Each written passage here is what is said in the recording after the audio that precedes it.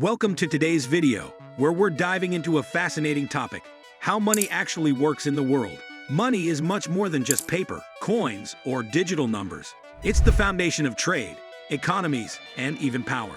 Understanding money helps us see how nations function, why markets rise and fall, and how our own financial lives are shaped.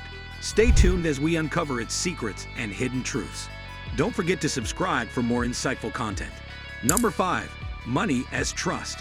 Money only works because of trust. When people accept a piece of paper, a coin, or even a digital balance as valuable, they are agreeing to trust the system that backs it. Historically, money began with precious metals like gold and silver, which had inherent value. Over time, governments started issuing currency notes, which by themselves had no real worth, but were backed by the authority of the state. Today, most money in circulation is fiat money, meaning it has no physical value, but holds power because society collectively trusts it. This trust is built through stability, strong institutions, and faith in economic systems. If trust is broken, like in cases of hyperinflation or political instability, money can quickly lose its worth. For example, in countries where trust in the government collapses, people often abandon the national currency and shift to stable alternatives like the US dollar. So the foundation of money isn't paper, coins, or digital numbers, but the belief that others will accept it in exchange for something real. Without trust, money is just meaningless symbols, but with it, it becomes the lifeblood of global trade and everyday life.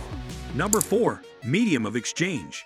One of the most important functions of money is serving as a medium of exchange. Before money existed, people relied on bartering, which meant trading one item directly for another.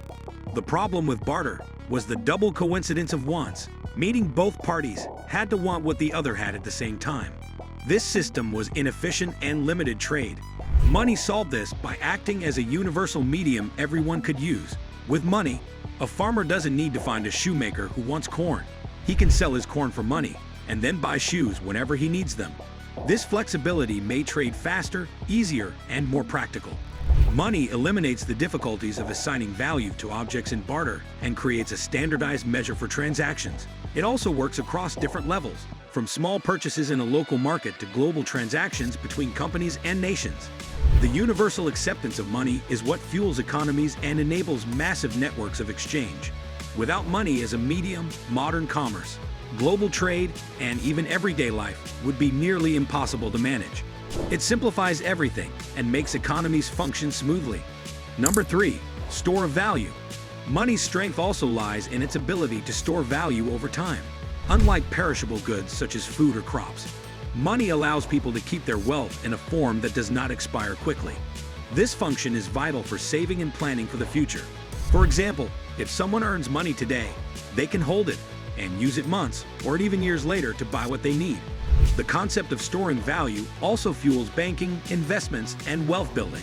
However, this storage depends on money maintaining its purchasing power. Inflation, the rise in prices, can weaken money's role as a store of value. For instance, if $100 buys more today than it will in 10 years, money loses some of its strength. That is why people often invest in assets like property, stocks, or gold to preserve value. Still, without money as a relatively stable store of value, long-term economic planning would collapse. People would not be able to save for retirement, invest in education, or build businesses. This stability is what separates money from barter items and makes it one of humanity's most powerful inventions. Number 2. Control by systems. Money does not move freely without guidance. It is managed by systems created by governments, central banks, and financial institutions. These systems regulate how much money circulates in an economy and ensure its stability.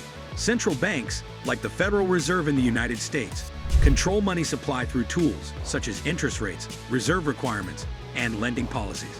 When too much money is printed or released, inflation can rise, reducing purchasing power.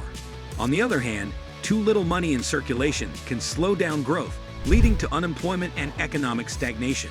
Banks also play a key role by lending money, creating credit, and facilitating transactions. Governments regulate financial markets to prevent fraud and ensure confidence in the system.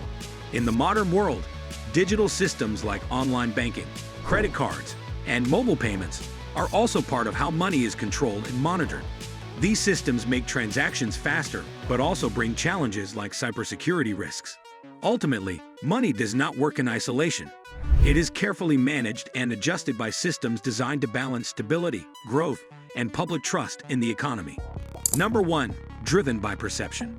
At its core, money's real power comes from perception. The value of money is not tied to its physical form, but to how people collectively believe in it. A piece of paper or a digital number in a bank account has no inherent worth. It only becomes powerful because people accept it as a valid representation of value. This perception is shaped by psychology, confidence in governments, and global consensus. For example, the US dollar is strong worldwide, not because of the paper it's printed on, but because people trust the American economy and political stability. On the other hand, when confidence in a currency weakens, as seen in countries experiencing hyperinflation, people stop using it and switch to alternatives. Even digital currencies like Bitcoin rely entirely on perception. They have no central authority backing them, yet millions trade them because they believe in their value. Money, therefore, is not just numbers or notes. It is a story we all agree to believe. Once that belief fades, money collapses. Perception is the invisible force that makes money the most powerful tool in human civilization. Thanks for watching this video on how money actually works in the world. I hope it gave you a clearer understanding of the systems that shape our lives. Your support means everything. So keep learning, keep exploring, and make informed choices about your future. Don't forget to subscribe.